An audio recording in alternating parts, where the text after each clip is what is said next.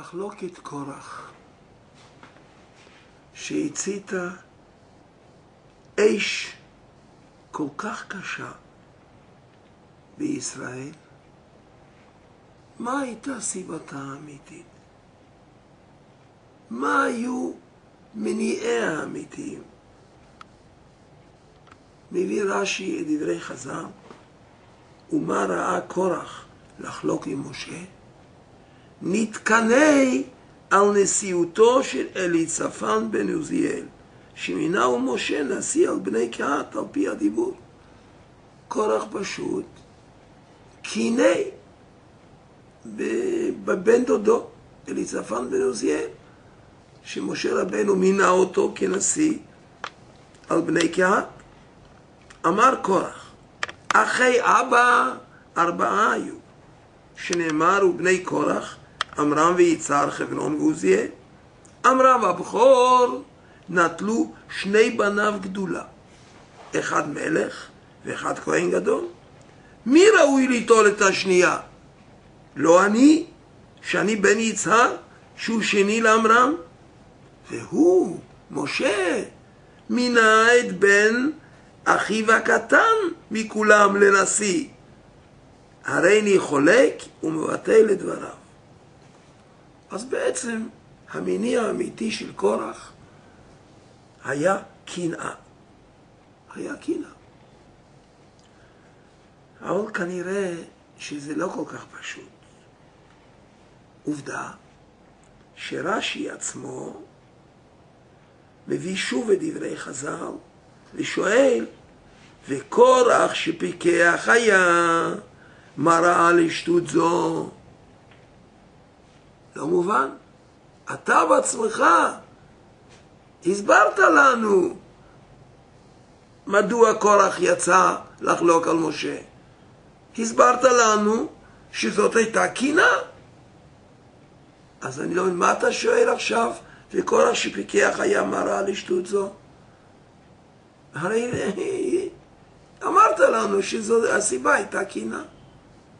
אלא, אם אנחנו מתבוננים בזה, עניין הקנאה עצמו זה לא כל כך פשוט. נגיד שקורח היה אכול קנאה לגמרי, אבל מה הוא חשב? הוא חשב שהוא יצליח באמת לחלוק על משה רבינו? מה, הוא לא ידע שכל מה שמשה רבינו עושה, הוא עושה על פי הדיבור? מה חשב קורח? זה פשוט קורח שפיקח היה, מה ראה לשטות זו. נגיד אדם רוצה לצאת למאבק על משהו, אז הוא תמיד עושה לו את החשבון, אני אצליח במאבק? אני לא אצליח במאבק? מה, סתם לצאת למאבק? על מה? מה, הוא לא היה מודע בכישלונו מראש? זה פשוט קורח שפיקח היה, מה ראה לשטות זו. עונה רש"י בשם חז"ל, אינו התעתו. מה זה העין שלא התעה אותו? רוח הקודש שהייתה בו. ראה שלשלת גדולה יוצאה ממנו, שמואל ששקול כנגד משה ואהרון. אמר בשבילו אני נמלט. כלומר, הוא שמע מפי משה שכולם יעבדו ואחד ימלט. היות והוא ראה ברוח הקודש ששמואל הנביא יוצא מחלציו, הוא אומר, כנראה שאני ימלט, אין לי מה לשוש. ומה זה אינו התעתו? הוא לא ראה נכון, כי האמת היא, בניו ברגע האחרון ניצלו. הם עשו תשובה והם ברגע האחרון ניצלו. אז אינו התעתו. עד כאן דברי רש"י. אבל האמת היא שהשאלה של רש"י, או יותר נכון תשובתו של רש"י, רק מעצימה את השאלה שלו. מה הייתה השאלה שלו? קורח שפיקח היה, מה ראה לשטות זו? נו, מה התשובה של רש"י? שהוא טעה, הוא ראה ברוח הקודש, ורק הייתה לו טעות.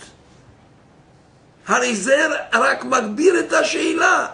קורח לא רק שפיקח היה, אלא קורח שבעל רוח הקודש היה, מה ראה לשטות זו? הרי השאלה היא גדולה פי כמה.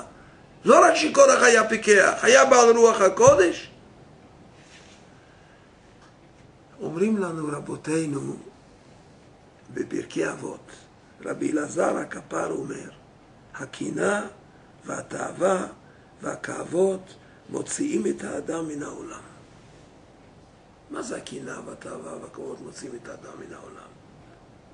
אפשר להגיד באופן פשוט, אדם שחול קנאה, שרדוף כבוד, שיש לו תאווה, הוא בסופו של דבר מת, מוציאים את האדם מן העולם. אנחנו רוצים להדגיש לא ככה. גם זה נכון, אנחנו רוצים פה להדגיש דבר אחר. הקנאה והתאווה והכבוד מוציאים את האדם מן העולם. אין אדם. מה אנחנו שאלנו? מה חשב קורח? מה הוא חשב כשהוא יצא למחלוקת נגד משה רבינו? הוא לא חשב. מה שהניע אותו זה הקנאה הניע אותו. כשישנה קנאה אין אדם, אין שכל, אין בעל מדרגה, אין כלום. האדם לא קיים. הקנאה, התאווה והכבוד הם שמניעים את האדם, והאדם לא קיים בכלל. זה בדיוק מה שהיה אצל קורח. הוא עשה דברים שבאמת שטות. מה ראה לשטות זו?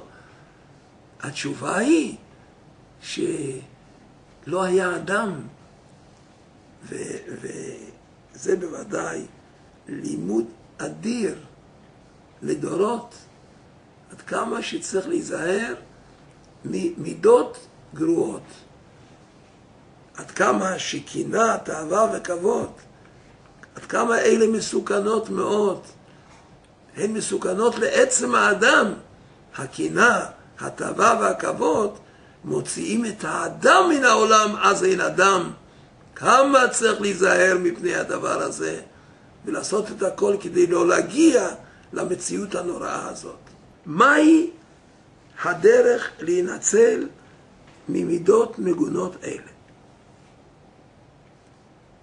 מגלה לנו התורה בפרשת פנחס, ובני קורח לא מתו. אמרנו קודם, אינו התעתו, הוא לא ראה שבניו יחזרו בתשובה. מה הביא לבניו? באמת שהם לא ירדו שאולה. אומרים חז"ל, הם היו בעצה תחילה, ובשעת המחלוקת הרהרו תשובה בליבם. איך קרה הדבר שבשעת המחלוקת הרהרו תשובה בליבם? מה הביא אותם לידי כך? אומרים לנו שוב חז"ל, בשעה שהיו יושבים אצל קורח אביהם, פתאום הם ראו את משה רבינו, ולא ידעו מה לעשות.